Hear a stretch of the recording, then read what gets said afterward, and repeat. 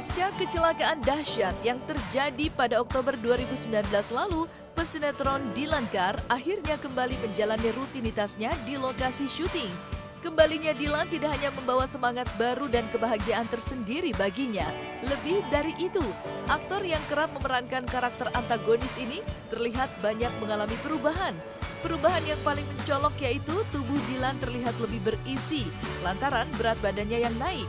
Meskipun begitu, kembalinya Dylan di dunia akting sangat disambut dan didukung oleh rekan-rekannya di lokasi syuting. Tak terkecuali oleh rekan mainnya, Ersha Aurelia. Ya, menurutnya, ia lebih menyukai postur tubuh Dylan yang sekarang, berisi dan bentuk pipi semakin terlihat chubby.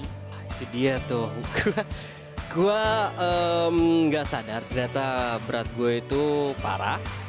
Dan emang gue nanya sama orang tua gue nanya saudara gue nanya teman-teman gue di lokasi, lu makannya kayak orang gila sekarang, kayak gitu.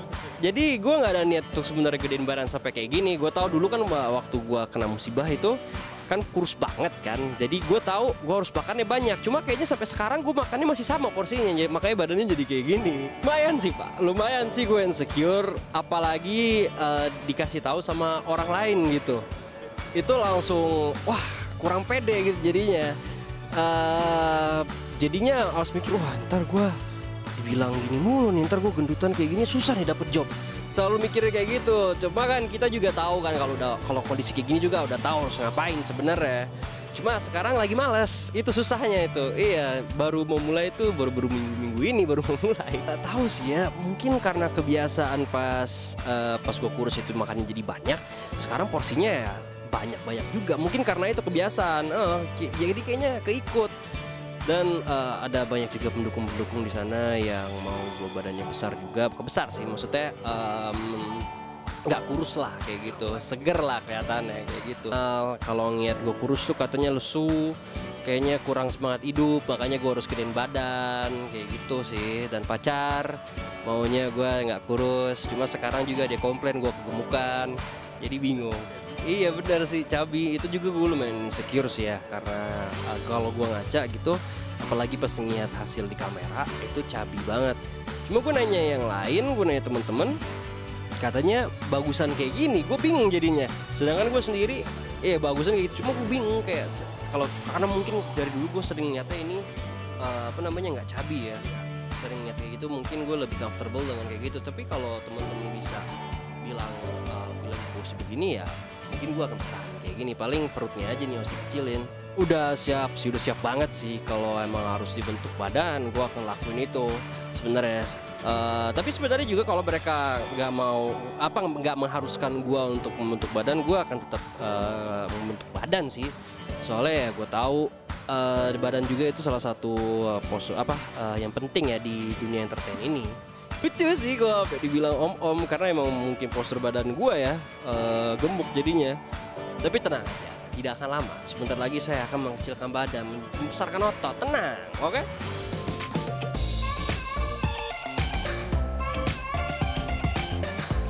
Sebagai aktor yang kerap memerankan karakter antagonis, Dylan Carr selalu terlihat garang dengan riasan penampilan seperti jaket kulit, celana dan sepatu berwarna hitam, ditambah sentuhan eyeliner di bawah matanya, menciptakan kesan yang tak terlupakan di mata penggemarnya. Namun, kini gaya fashion Dylan justru dianggap drastis, hingga membuat rekannya di lokasi syuting ikut merasakan perubahan tersebut. Apakah perubahan penampilan Dylan tersebut hanya menyesuaikan karakter? Seperti inilah pengakuan Dylan Carr.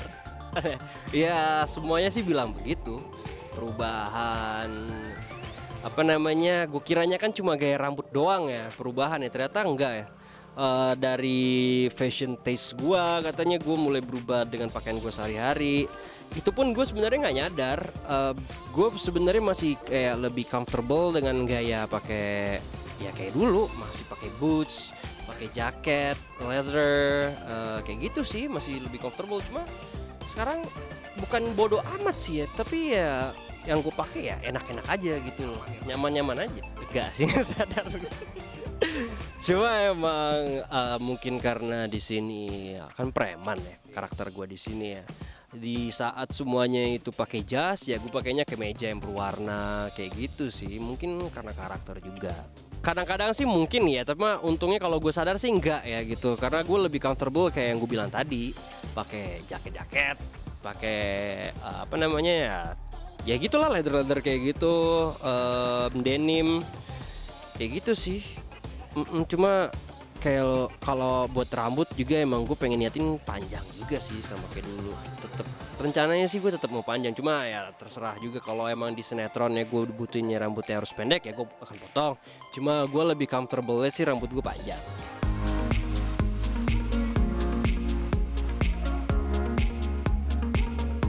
Dilan Kar yang sekarang memang terlihat berbeda dari Dilan yang kemarin. Pasca tragedi kecelakaan yang membuatnya sempat mengalami koma dan nyaris merenggut nyawanya, memberikan rasa trauma dalam bagi Dilan, hingga membuatnya sempat merasa tak lagi percaya diri untuk terjun ke dunia akting.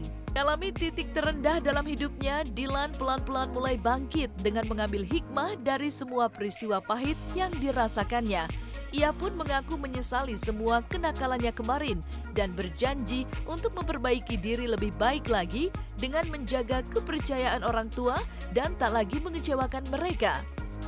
Gue paling takut dalam kehidupan ini sebenarnya gue paling takut untuk mengecewakan orang tua gue yang kedua kali sih. Itu yang paling gue takutin. Semoga itu nggak terjadilah. Soalnya kalaupun itu terjadi itu karena kesalahan gue sendiri. Dan gue udah pernah ngecewain orang tua gue, dan gue nggak mau sih sampai ngelihat gue ngelakuin itu lagi, ngelihat ekspresi muka orang tua gue. Itu gue nggak mau banget sih. Gimana ya, dari masa lalu kan kalau menurut gue itu jangan dilupain, tapi kita harus belajar dari masa lalu kan. Dan diinget juga, kalau gue sih ngingetnya gue sih nggak mau ngelihat orang tua gue muka ekspresinya kecewanya kayak gitu. Gue nggak mau banget terulang, dan gue nggak mau banget ngeliat hal itu terjadi gitu. Jadi karena itu gue bisa belajar yang lebih baik aja sih. Gak tahu sih, semenjak dari musibah itu gue kan lebih bersyukur dikasih kayak nafas kan, dikasih kesempatan kedua lah kayak gitu dari Allah. Dan mungkin sikap gue berubah. Kalau gue misalnya kayak dulu itu ya sama aja gitu. Sama aja gitu.